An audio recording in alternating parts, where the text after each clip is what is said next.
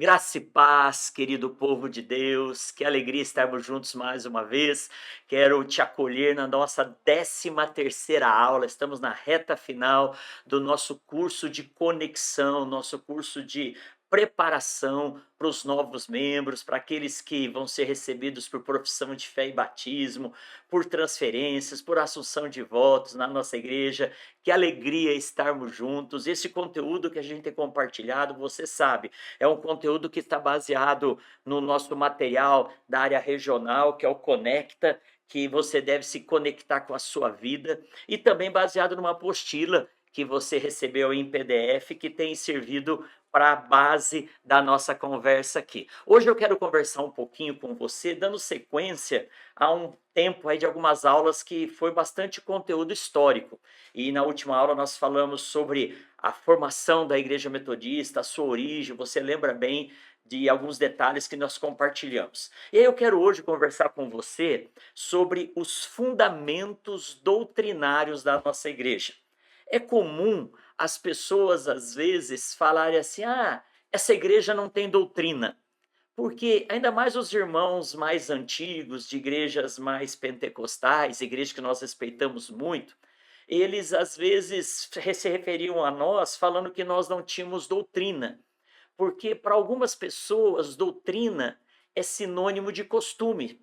Então, aquela igreja que não tem costumes, aquela igreja que não tem aquelas proibições de tipo de roupa, de questões que envolvem talvez vaidades, essas coisas, para algumas igrejas, são associadas à doutrina. Mas nós fazemos uma distinção entre o que é doutrina e o que é costumes. Eu quero ler para você agora um pouquinho aqui, que vai ser a base da nossa conversa de hoje.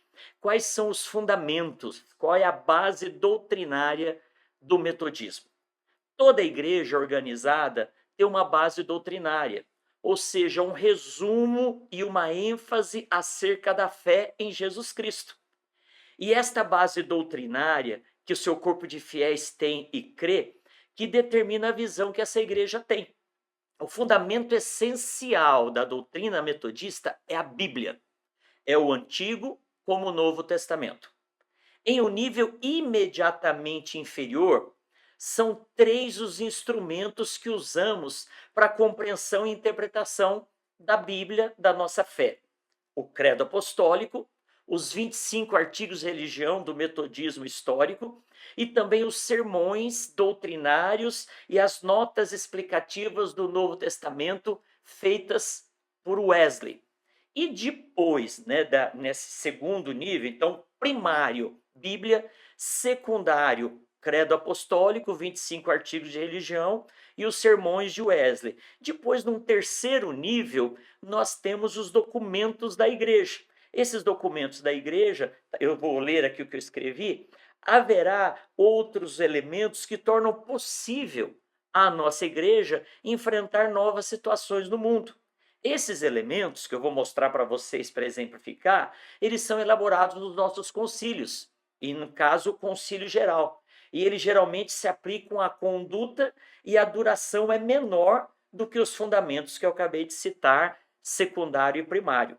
E esse terceiro nível é importante porque, além das decisões, documentos conciliares, também tem as orientações doutrinárias, as pastorais do Colégio Episcopal, que eu vou mostrar para você. Então, eu vou pôr num gráfico aqui para a gente entender melhor, mas resumindo esse começo.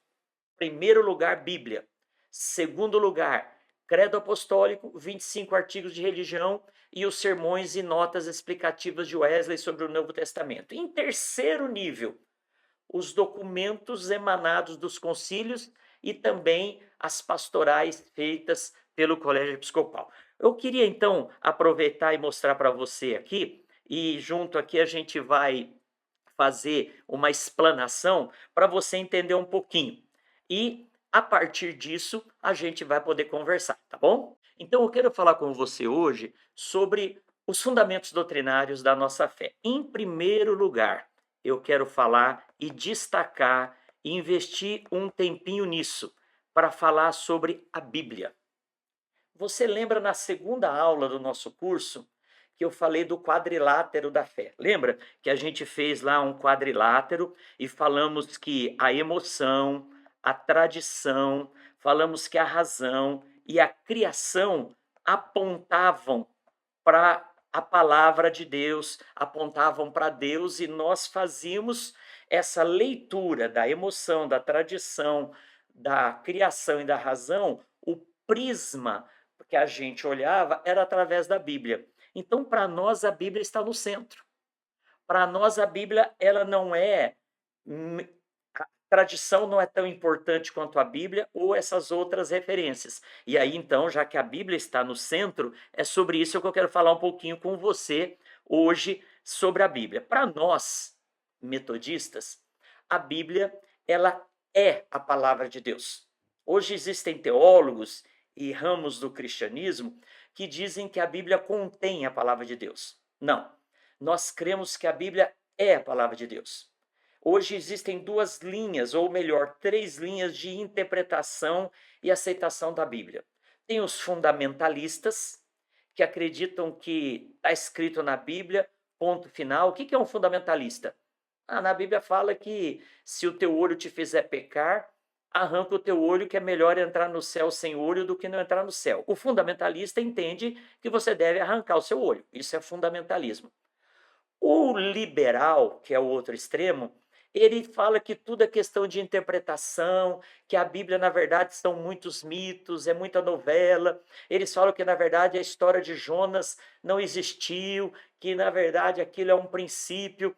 Até para ilustrar, quem gosta de história em quadrinhos, né? A gente sabe que o tio Patinhas é um personagem dos gibis, mas ele nunca existiu no sentido real de pessoa, né? Mas eles falam que a Bíblia é como um gibi, que tem histórias que foram inventadas para justificar conteúdos, princípios que Deus queria transmitir. Nós não cremos dessa forma liberal. Então, tem os liberais de um lado, tem os fundamentalistas extremos do outro lado, e no equilíbrio dessas duas vertentes tem aquilo que nós chamamos de evangelical. O evangelical, ele crê que a Bíblia é a palavra de Deus. Ele crê que a Bíblia é inspirada por Deus. Eu tenho alguns textos que eu gosto de citar neste momento, que servem para a gente entender bem o que é a Bíblia para nós. E um texto muito conhecido, ele fala o que a Bíblia é. Está lá em 2 Timóteo, capítulo 3, verso de número 16. Toda escritura é inspirada por Deus e útil para o ensino, para a repreensão, para a correção, para a educação na justiça, a fim de que o homem de Deus seja perfeito e perfeitamente habilitado para toda boa obra. Então, para nós, a Bíblia foi inspirada por Deus. Deixa eu dar um exemplo para você do que representa a palavra inspiração.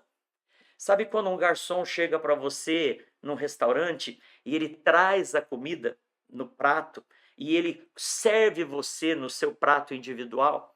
Essa função de trazer a comida e oferecer para você só colocá-la na boca e mastigar e saborear, essa função é a função da inspiração. Quando a Bíblia fala que ela é inspirada, nós cremos que Deus usou o Espírito, através do Espírito Santo, usou homens e mulheres. Nós calculamos em torno de 40 pessoas que foram usadas por Deus como escritores da Bíblia, desde o Antigo Testamento até o final do Novo Testamento. Essas pessoas foram inspiradas por Deus.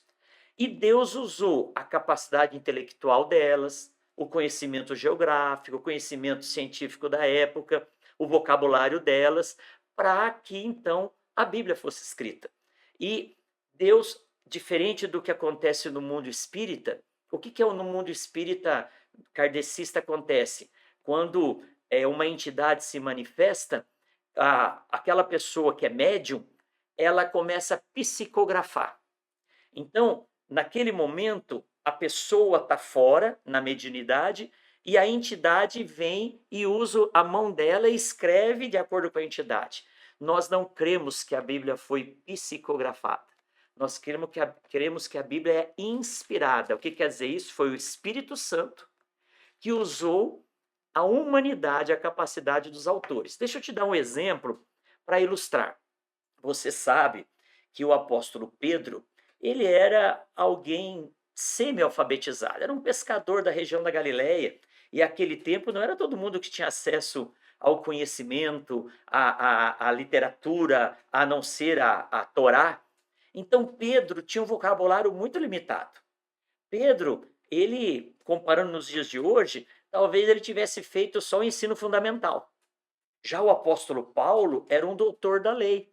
O apóstolo Paulo, ele era talvez do próprio Sinédrio. E olha o que o apóstolo Pedro fala das cartas do apóstolo Paulo. Ele está escrito lá em 2 Pedro 3,16. Ao falar acerca desses assuntos, como de fato costuma fazer em todas as suas epístolas, que quer dizer carta, nas quais há certas coisas difíceis de entender, que os ignorantes e instáveis deturpam, como também deturpam as demais escrituras para a própria destruição deles. Então, olha que interessante, o apóstolo Pedro, escrevendo a carta dele, ele cita o apóstolo Paulo. Ele fala: o que Paulo escreve é difícil de entender. E alguns deturpam. Então, por exemplo, o grego na época era um grego popular, era o grego koiné. E o apóstolo Pedro tinha um vocabulário limitado. O apóstolo Paulo, muito mais amplo. E Pedro reconhece que as cartas de Paulo, às vezes, eram difíceis de entender. Por quê? Porque é o Espírito Santo que soprou, que inspirou, é como um piano tocado a quatro mãos, né? E Paulo foi usado por Deus para isso.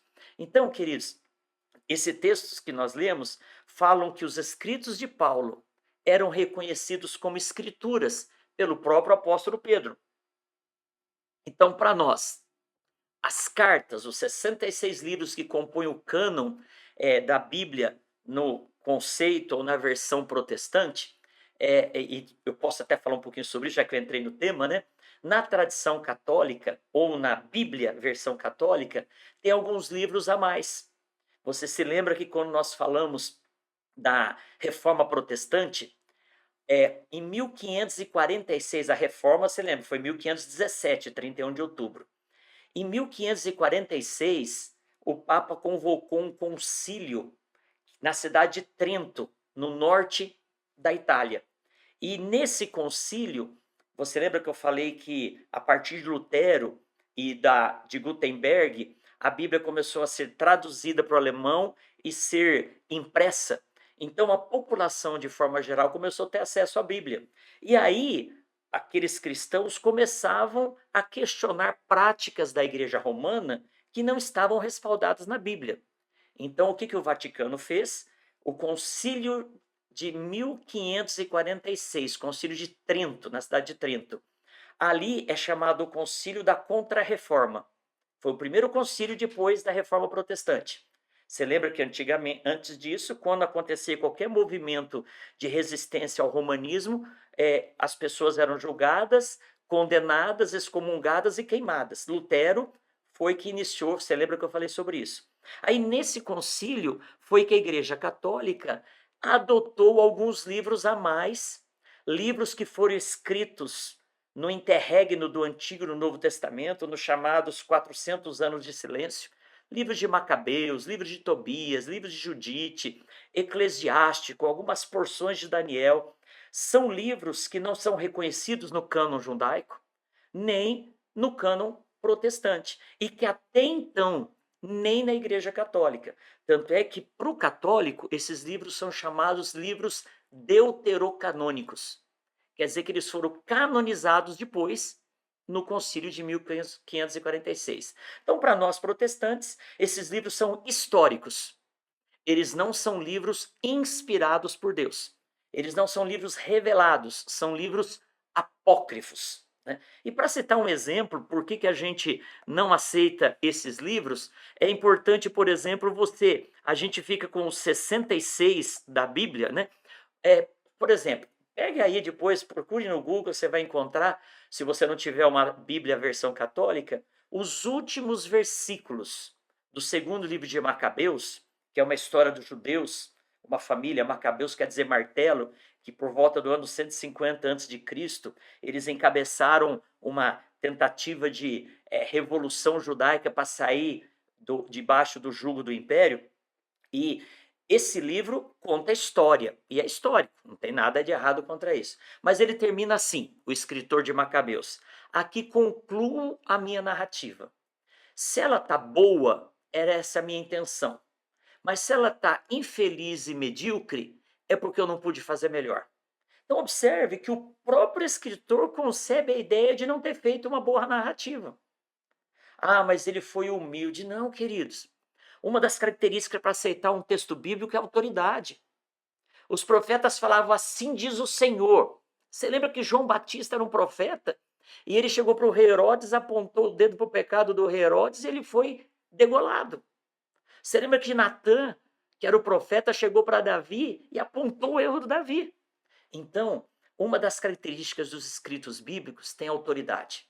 O apóstolo Paulo escreve: eu sou apóstolo chamado pelo Senhor, não por homens. Então, ele não estava preocupado se estava escrevendo bonito ou não, porque ele sabia que era Deus que estava soprando.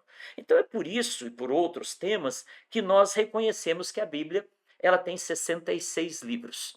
E esses livros, então, foram escritos aí nesse período por em torno de 40 pessoas, que nós cremos inspiradas por Deus e que, gente, para pensar.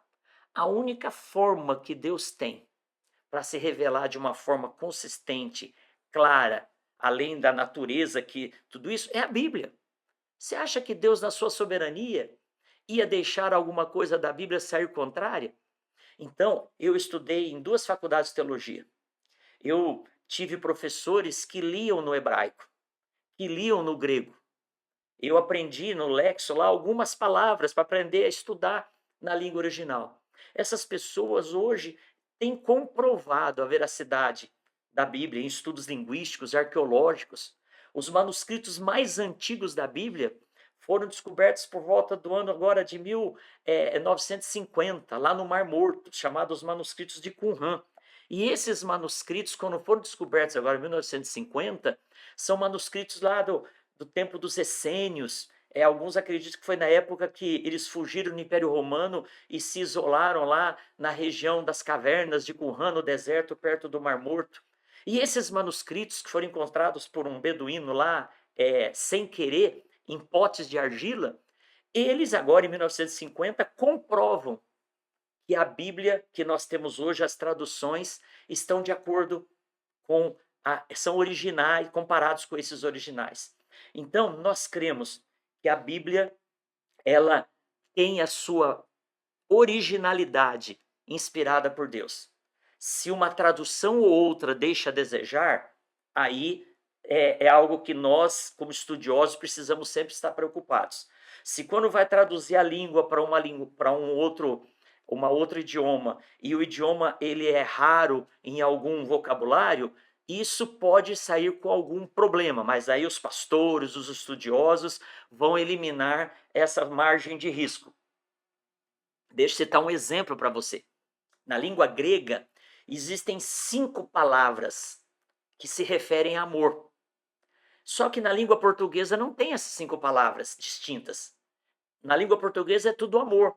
Mas, por exemplo, na língua grega, eros, de erótico, é amor sexual. Ágape é amor de Deus. Filéus é amor entre irmãos. Estorge é amor entre amigos. Epitomia é aquele amor que às vezes gera cobiça, paixão. Todas essas palavras, quando são traduzidas por português, são traduzidas por amor. Então na Bíblia fala assim: não ameis o mundo. Mas também fala: Deus amou o mundo. Percebe? Isso não é incoerência. Isso é problema de tradução. Tem até uma frase no latim que fala que todo tradutor é um traidor. Então nós temos hoje, por isso que um pastor metodista tem de estudar quase 10 anos teologia, estuda muitas coisas para que ele possa ler e entender a Bíblia, e entendendo pela fé que ela é a palavra de Deus revelada a nós. Agora, alguém vai dizer assim: pastor, toda a Bíblia, todas as igrejas têm a mesma Bíblia. Por que tem tanta diferença? Aí eu vou falar para você como nós metodistas, lemos a Bíblia. Nós lemos fazendo uma exegese. Vou explicar para você o que é isso. A exegese é quando você lê um texto na Bíblia e você estuda o texto fazendo perguntas para ele. É um texto bíblico? Foi inspirado por Deus? Sim, mas nós vamos fazer uma exegese dele. Vou dar um exemplo simples para ilustrar para você. Salmo 23. Você sabe que o Salmo 23 foi escrito por Davi. E você sabe que a função inicial de Davi era pastor de ovelhas. Então, Davi, quando escreve o Salmo 23, provavelmente quando estava fugindo dos filisteus, ele escreve na perspectiva da ovelha, sabendo o que a ovelha esperava e tinha do seu pastor. Então, Davi fala assim: o Senhor é o meu pastor, nada me faltará, eu não sentirei falta de nada. Ele me faz repousar em pastos verdejantes, ele me leva para junto das águas de descanso. O que quer dizer isso, pastor? No século 21, o que quer dizer pasto verdejante? Queridos, a gente vive no mundo urbano, a gente não vive na vida rural, pelo menos uma boa parte da nossa aqui. Então, o que é águas tranquilas? Quando você faz uma exegese do texto, você descobre que a ovelha não bebe água de correnteza. A ovelha, ela não chega na beira, na margem de um rio e põe o focinho lá para beber água. Por quê? Ela sabe que se ela cair dentro da água, ela morre afogada, porque ela vai encharcar e a lã vai ficar pesada. Então, a ovelha, ela depende do pastor fazer um reguinho na margem do rio para a água entrar e parar. Aquela água parada é a água de descanso, é a água tranquila. A ovelha come pasto, ela está lá comendo grama, comendo o alimento dela. Ele me leva para junto das águas de descanso. Ele refrigera minha alma. Ele me guia pelas veredas da justiça, por amor do seu nome. Ainda que eu ande pelo vale da sombra da morte. A ovelha, às vezes, ela se perdia nos penhascos, nos desfiladeiros. E ainda que aquilo era o vale da sombra da morte, escuro. Aí fala assim: não temerei mal nenhum, porque tu estás comigo. A tua vara e o teu cajado me consolam. A vara do pastor servia para ele afugentar os lobos, as feras, as hienas, talvez, que viessem lá para matar a ovelha. O leão. O cajado, que é aquele um que tem aquela ponta torta, igual cabo de guarda-chuva, era para tirar a ovelha do buraco de um desfiladeiro, caso ela estivesse lá correndo o risco de cair. Então, a tua vara e o teu cajado me consolam. Preparas-me uma mesa na presença dos meus adversários, unge a minha cabeça com óleo. Aquele tempo, a ovelha, ela era muito incomodada por insetos. Então, os insetos, as moscas, vinham e depositavam os seus ovos dentro do ouvido da ovelha. Alguns entravam no ouvido.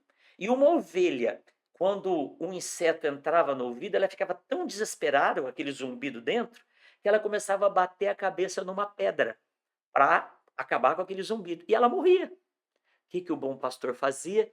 Ungia a cabeça da ovelha com óleo para impedir que essas coisinhas minúsculas entrassem na cabeça dela. Está entendendo? Isso que nós estamos fazendo, uma exegese. A gente está olhando para o texto e fazendo uma exegese dele. E aí, uma vez feito isso, quem escreveu, quando escreveu, para quem escreveu, por que escreveu, a gente vai pegar essas ideias e transportar para nós hoje. Isso se chama, na teologia e em outras ciências também, se chama hermenêutica. Na mitologia grega, Hermes era um deus que fazia o contato entre os deuses e os seres humanos. Por isso que deu origem a essa ciência aí da hermenêutica. O que é exegese? Eu vou no texto, leio o texto, entendo o texto, trago para os dias de hoje e aplico na minha vida. Isso é hermenêutica. Então, como que eu aplico o Salmo 23 hoje? O que quer dizer ungir minha cabeça com óleo? O óleo é o Espírito Santo. Então, eu cheio do Espírito Santo, no meu pensamento, Paulo fala que a gente deve levar todo o pensamento cativo à obediência de Jesus. Paulo fala aos Filipenses: tudo que é bom, tudo que é agradável, tudo que é perfeito, seja isso que ocupe o vosso pensamento. Percebe? Eu vou só citar esse texto aqui, ó. Filipenses, FP 4:8.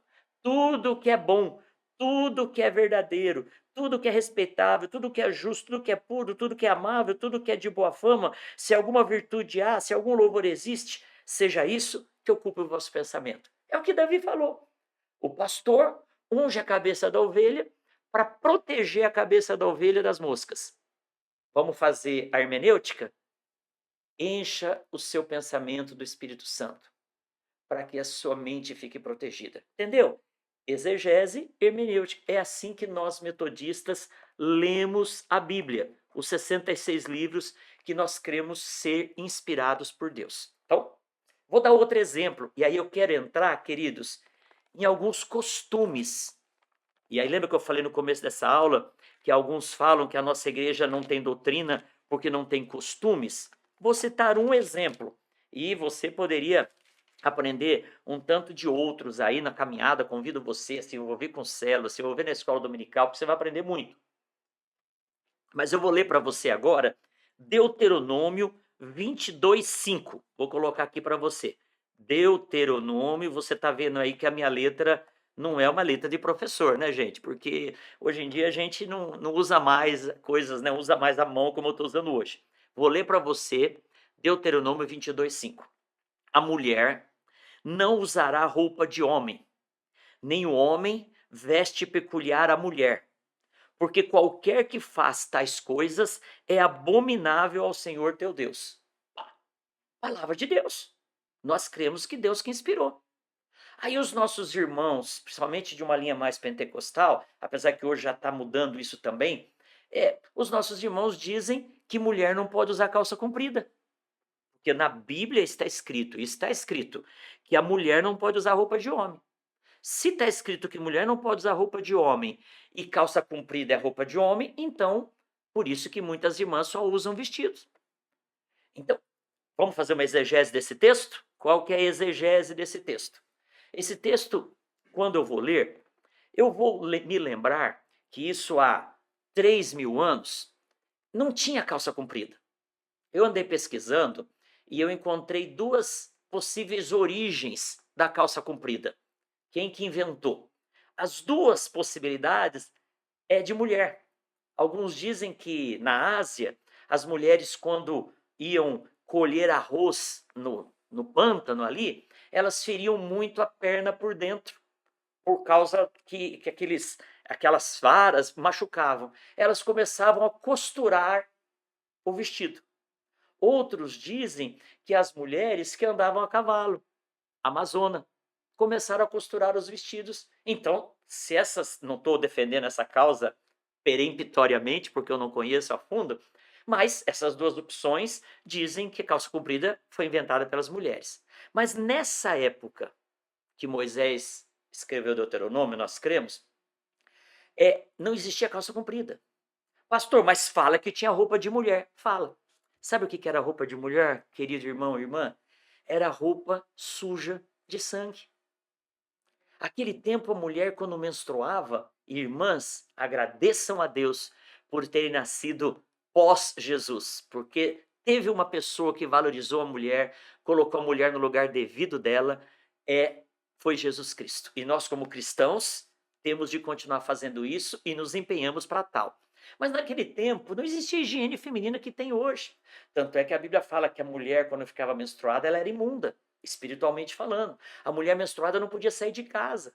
A mulher, quando tinha um filho, ela só podia levar o filho para consagrar no templo depois de 40 dias, quando terminava aquele processo de quarentena da mulher. Então, qual que era a roupa de mulher, pastor? Roupa suja de sangue. O homem não podia usar roupa de mulher, que seria vergonha para ele. Naquele tempo, o homem saía de casa com roupa suja de sangue, de menstruação. Se a minha esposa usasse uma roupa minha, um vestidão meu, uma veste minha, ela ia sujar. Quando eu fosse usar, estava suja. Ia ser uma vergonha, ia ser abominação. Você lembra que quando Jesus curou aquela mulher com fluxo de sangue, aquela mulher estava há 12 anos com uma hemorragia, com uma menstruação crônica. O texto nos diz, né, que aquela mulher, eu vou ler, só vou citar, Marcos, capítulo 5, dos versos 21 em diante. Essa história é muito legal, porque essa história fala. Perdi minha caneta aqui agora, vou achar.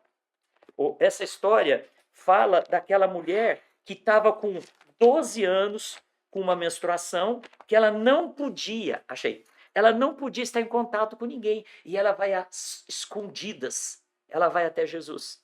E ela toca nas vestes de Jesus. Não é na barra da calça. Ela toca nas vestes. Jesus usava as mesmas vestimentas, homens e mulheres. Então, os reis tinham vestimentas coloridas, nobres, mas o povão era tudo igual. Qual que diferenciava roupa de homem e de mulher? Roupa suja. E aí, esse texto que eu li da mulher está em Marcos, capítulo 5, a partir do verso de número 25, que fala da história dessa mulher que foi curada porque ela tocou em Jesus. E aí ela quis sair de fininho, e Jesus falou: não, não, preciso desse testemunho aqui.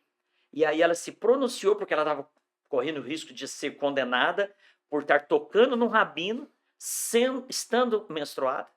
Mas o testemunho dela, Jesus falou: agora a tua fé te salvou. E serviu para que Jairo, que estava pedindo para Jesus ir curar a filha dele, que tinha 12 anos, que tinha morrido, que Jairo fosse fortalecido no testemunho através da vida daquela mulher. Mas volta aqui para Deuteronômio 22:5. Então, o que a exegese do texto mostra para nós? Que calça comprida e vestido naquele tempo não estava em pauta. Estava em pauta essa questão da decência, do testemunho, do homem que saía sujo de casa. Fizemos a exegese? Ok. Vamos trazer para a hermenêutica. Vamos aplicar a hermenêutica para os nossos dias. Hoje, a questão é a decência. Se um homem usar calça comprida, que entre aspas é roupa de homem, de forma indecente, está errado. Tem homens que usam roupas tão apertadas que ficam mostrando o seu órgão genital, ficam mostrando e desenvolvendo a possibilidade de pessoas terem lascívia e se contaminarem com aquilo. Queridos, se uma pessoa é deturpada e ela quer olhar para a gente com pensamento impuro, problema dela com Deus. Mas se eu posso me vestir de tal forma que eu vou expressar que o meu corpo é templo do Espírito Santo, eu devo fazer isso. Da mesma forma, a mulher pode usar uma calça super decente. Agora, tem mulheres que usam vestidos indecentes. Se você usar vestido que, entre aspas, é roupa de mulher, muito agarrado ao corpo, que mostra todo o seu corpo para que as pessoas estejam observando. Se você usar um vestido com grande decote, com um racho muito grande, você vai estar provocando. Sabe o que é defraudar, biblicamente falando? É quando eu provoco um sentimento em alguém que eu não vou poder satisfazer. Quando a minha esposa se veste de uma forma no nosso aconchego do lar e ela desperta um desejo em mim, nada de errado. Nós vamos nos satisfazer um outro e a Bíblia recomenda que seja assim. Agora, quando a minha mulher ou eu despertamos o desejo por intenção e por condição de vestimenta em outras pessoas que nós não vamos poder satisfazer, isso na Bíblia chama defraudar. Eu vou no texto para você, se você estiver anotando aí, é o texto que o apóstolo Paulo fala sobre isso, né? Ele fala assim que nessa matéria nós não devemos defraudar os nossos irmãos. Paulo escreve a Timóteo isso, né? Que nós precisamos estar atentos, né, ao tipo de vestuário que nós vamos usar. 1 Timóteo capítulo 2 fala sobre isso, da importância de nós não defraudarmos os nossos irmãos com com as nossas vestimentas. Eu vou pegar meu celular aqui e eu vou achar o texto exatamente, porque essa palavra defraudar aqui, ela me ajuda nisso, né? E hoje você sabe que o recurso do aplicativo aí, eu sou de um tempo que a gente tinha uma chave bíblica, concordância, que era uma bíblia, né? Hoje a gente tem a facilidade de procurar aqui. Deixa eu ver se eu encontro, eu não vou investir muito tempo nisso, é no nosso contexto aqui. Acho que é defraude, deixa eu ver se é assim. Eu vou achar, depois eu mostro para você. Mas, queridos, O que que hoje deve ser o nosso princípio, o nosso costume? É usar a minha roupa, o meu corpo, como templo do Espírito Santo, para testemunhar. Então você percebe que a Bíblia é a mesma, do irmãozinho que lê de forma fundamentalista, e a nossa que a gente faz uma exegese e faz uma hermenêutica. Vou te dar um outro exemplo para encerrar esse assunto, né? Ou para passar para outro assunto, né? Você sabe de pessoas, igrejas, que proíbem o corte de cabelo das mulheres. Você sabe de igrejas que as mulheres têm de colocar um véu de tecido na cabeça para orar. Está baseado em 1 Coríntios, vou anotar esse texto aqui para você. 1 Coríntios capítulo 11, verso 1 em diante. Está escrito assim, ó, 1 Coríntios 11. Sede meus imitadores, como também eu sou de Cristo. De fato eu vos louvo, porque em tudo vos lembrais de mim. Retendes e retendes as tradições, assim como vou-las entreguei. Quero, entretanto, que saibais ser Cristo o cabeça de todo homem, e o homem o cabeça da mulher, e Deus o cabeça de Cristo. Todo homem que ora ou profetiza tendo a cabeça coberta, desonra a sua própria cabeça. Toda mulher, porém, que ora ou profetiza com a cabeça sem véu, desonra a sua própria cabeça, porque é como se tivesse rapada. Portanto, se a mulher não usa véu, neste caso rape o cabelo. Mas se lhe é vergonhoso tosquear-se ou rapar-se, cumpre usar véu. Está entendendo o texto? Agora, eu vou ler um versículo que é importante que eu li, vou destacar. O verso de número 2. O verso 2, o Paulo fala assim: isso é tradição. Ele fala assim: olha, eu vos louvo, porque vocês estão retendo a tradição. Aquele tempo não era só no mundo cristão. Aquele tempo a mulher era considerada segundo plano. Aquele tempo a mulher só servia para dar filhos. Aquele tempo a mulher, como sinal de submissão ao pai e depois ao marido, ela usava cabelo comprido. Aquele tempo, o homem, ele era o que se destacava no modelo patriarcal da época. Isso não era só cristão, era todo mundo. Você sabe que o mundo muçulmano começou a ser elaborado no quinto século depois de Cristo e também herdou essas práticas e também faz dessas práticas os seus costumes. Agora, olha o que está no verso 11 que eu quero destacar para você. No Senhor Jesus. Então, se no começo é tradição, Paulo fala: no Senhor, todavia, nem a mulher é independente do homem, nem o homem é independente da mulher. Captou a mensagem? Exegese. Paulo está falando de uma tradição. E nós estamos falando de conceitos que vão além de tradições. Então, o que esse texto está falando?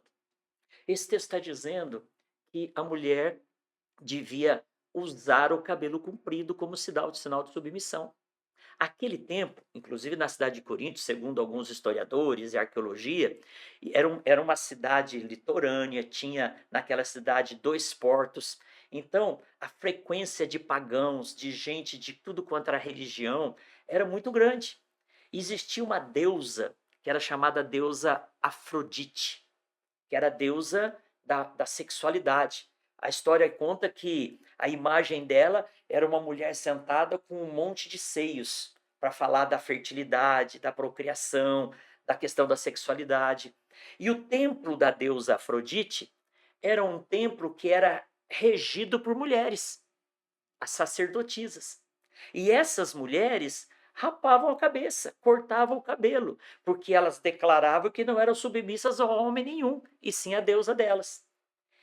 Os marinheiros, por exemplo, que chegavam para ficar ali enquanto descarregava e carregava os seus navios, eles iam para esse templo para cultuar a deusa Afrodite através da sexualidade. Eram as chamadas prostitutas cultuais. E esses homens se submetiam a essas mulheres. Imagine a cena. Um rapaz é um marinheiro, ele chega na cidade de Corinto, ele vai lá se prostituir, no dia seguinte, depois de uma semana, quem sabe, ele zarpa com o navio. Nesse período, aquela irmã se converte. Nesse período, aquela irmã se converte numa célula através da pregação do apóstolo Paulo. Aí ela vai para a igreja, para uma célula. Na próxima vinda desse marinheiro, ele vai atrás daquele lugar e ele descobre que aquela moça não está mais lá. Ele vai atrás da moça e encontra a moça na igreja pregando, a moça na igreja ensinando. Ele ia dar um nó na cabeça.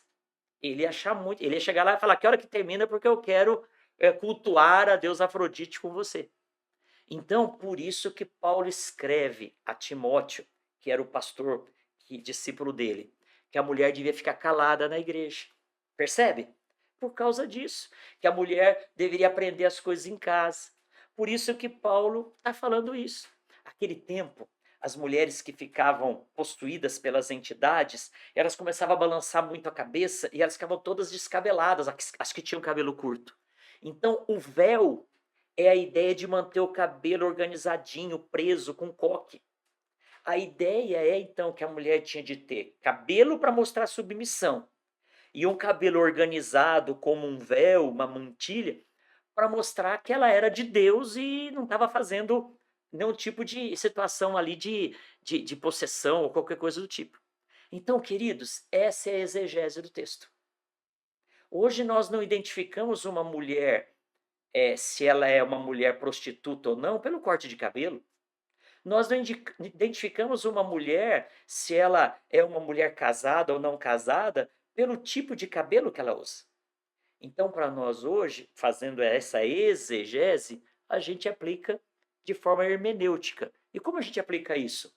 A questão da ordem e da decência. Então, imagine a cena.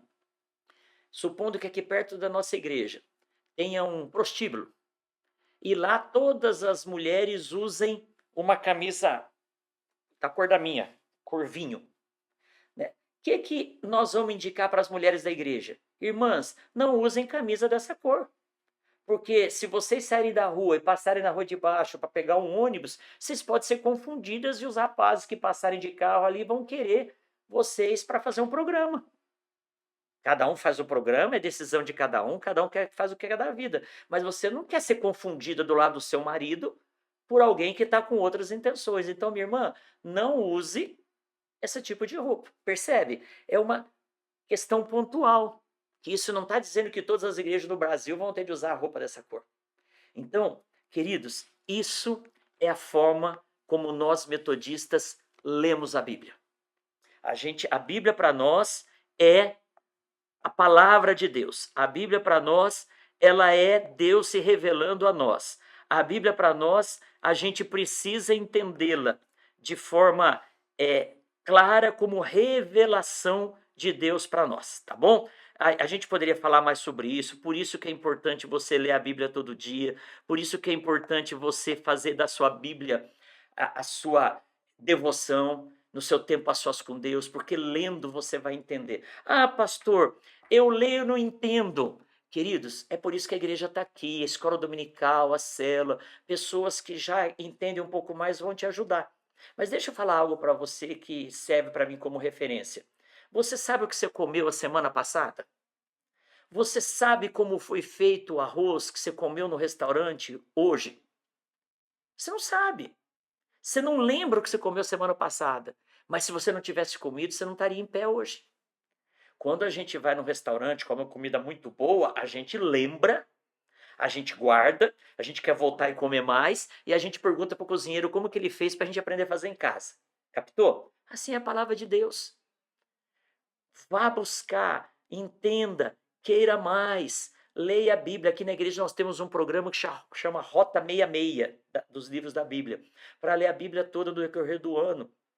Outro exemplo para ilustrar, conta essa história de um discípulo, né, que junto com o seu mestre, o mestre falou assim, ó, vai lá na lagoa e traz água para mim. E deu uma cesta de vime. Você sabe o que é vime, né? Junco, tudo vazado.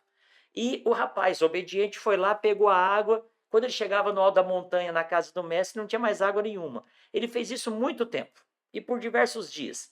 Um dia ele não aguentou, falou, mestre, não está valendo nada disso que o senhor mandou fazer. O mestre falou, por que não?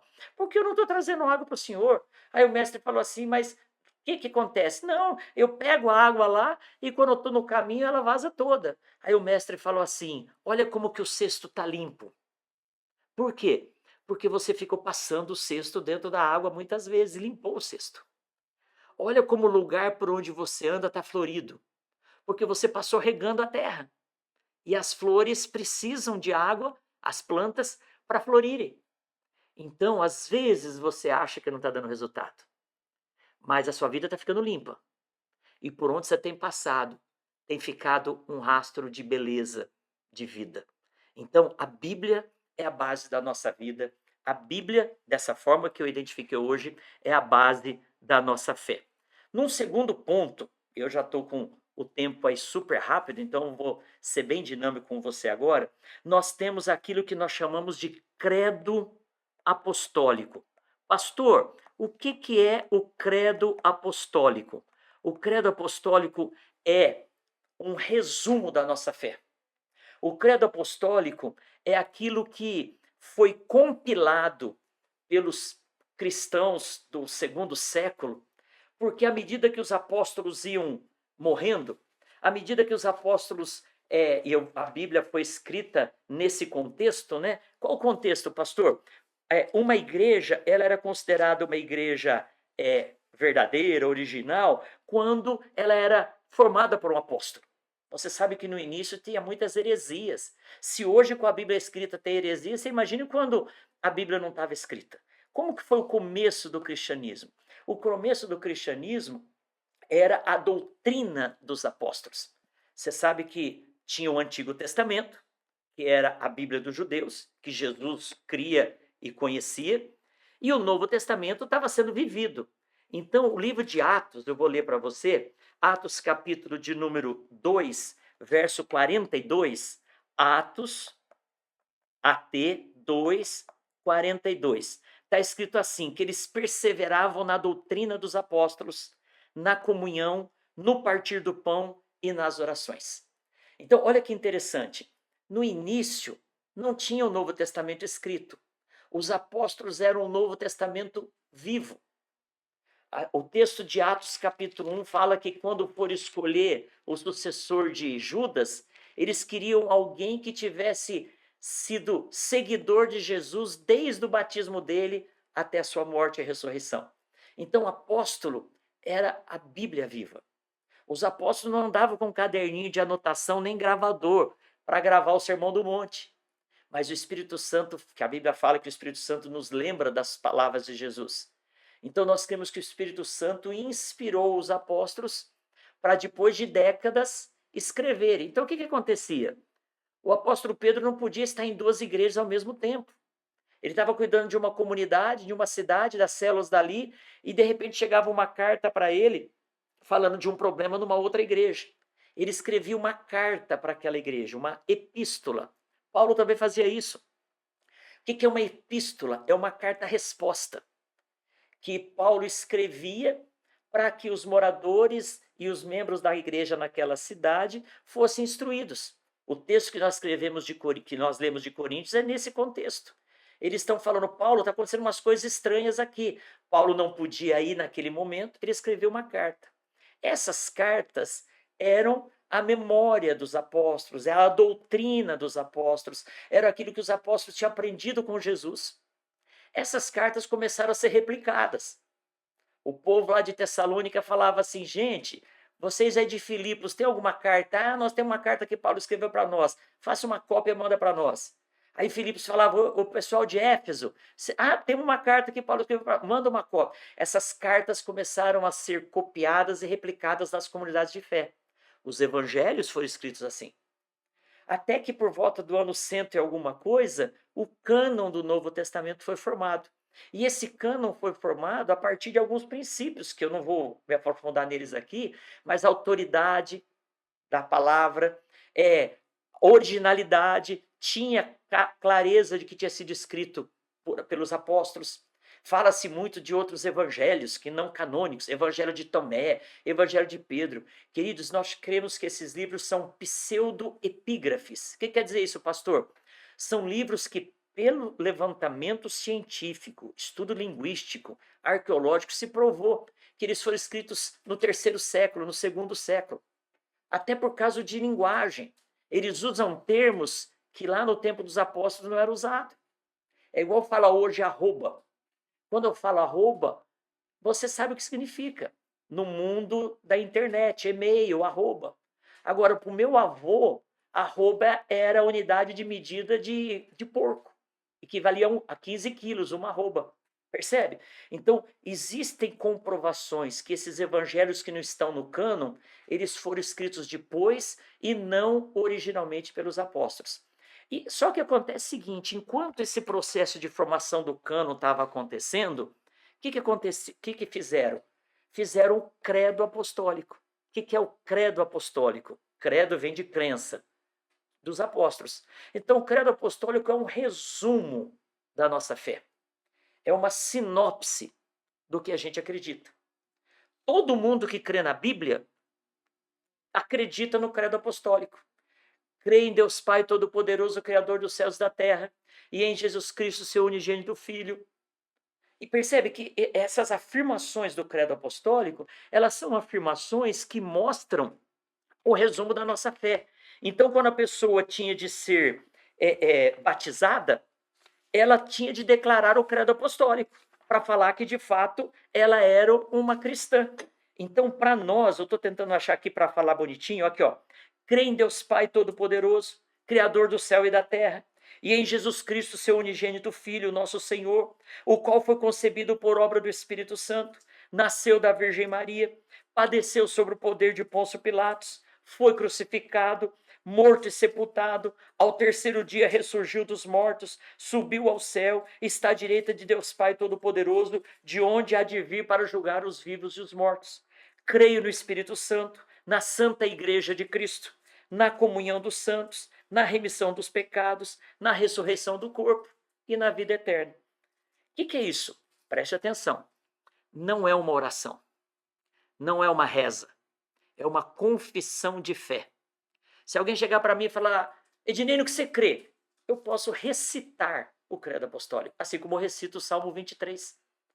Então, o credo apostólico é base doutrinária da nossa igreja, porque ele tem a mesma origem da Bíblia, ele foi formulado a partir da doutrina dos apóstolos, e é um escrito que os pais da igreja, a era patrística, toda essa história confirma a originalidade, a legitimidade do credo apostólico. E sabe por que ele surgiu? Porque, por exemplo, tinha um camarada chamado Marcion, bispo Marcion no começo do segundo século ali, que ele falava que o Deus do Antigo Testamento era muito ruim e o Deus do Novo Testamento era legal. O credo apostólico, o que os apóstolos criam? No Deus Pai Todo-Poderoso, Criador do céu e da terra, e Jesus Cristo, seu unigênito Filho. Percebeu? É declaração de fé. Tinha gente falando que Jesus, na verdade, o docetismo, falava que Jesus era uma ideia, que Jesus era um compêndio de princípios, que Jesus nunca foi de carne e osso. Então, o credo falava, foi concebido por obra do Espírito Santo, nasceu da Virgem Maria, padeceu no tempo de Pôncio Pilatos. Ele foi de carne e osso. Tinha gente que falava que, na verdade, Jesus não morreu, ele desmaiou. E depois de 3 dias ele ficou bonzinho e saiu. Olha o que o credo fala. Foi crucificado, morto e sepultado. Ao terceiro dia ressuscitou, ressurgiu dos mortos. Então, para nós metodistas, o credo apostólico, lembra que eu já expliquei a história da igreja. O romanismo começa no 4º século. Nós estamos falando aqui do 1º e do 2º século. O credo apostólico, ele é anterior à igreja romana. E ele é um resumo da nossa fé antes que ela tivesse compilada, escrita, canonizada no Novo Testamento. Entendeu? Então, se alguém perguntar para você, no que você crê como metodista? Primeiro lugar, fundamento da minha fé, Bíblia. Segundo lugar, credo apostólico. E aí, porque a nossa aula se estendeu, eu vou parar aqui. E na próxima aula, a 14ª aula, eu vou começar daqui para frente falando dos outros fundamentos doutrinários, tá bom? Quero orar por você e falar da alegria de estarmos juntos. Você é muito bem-vindo nessa turma e eu oro para que você possa decidir ser membro da nossa igreja, confirmar Jesus como teu Senhor e Salvador e ser bênção para nós e juntos fazermos a vontade de Deus, tá bom? Quero orar por você. Senhor Deus, abençoa o meu irmão, a minha irmã, que agora está interagindo comigo neste vídeo, Pai. Ah, Deus, que o teu Espírito Santo fale aquilo que eu não fui capaz. Que o teu Espírito Santo traga à memória tudo aquilo que é importante para a fé desta pessoa. E que juntos, como igreja, continuemos servindo ao Senhor em todo o tempo. É a nossa oração no nome do Senhor Jesus. Amém e amém. Deus te abençoe.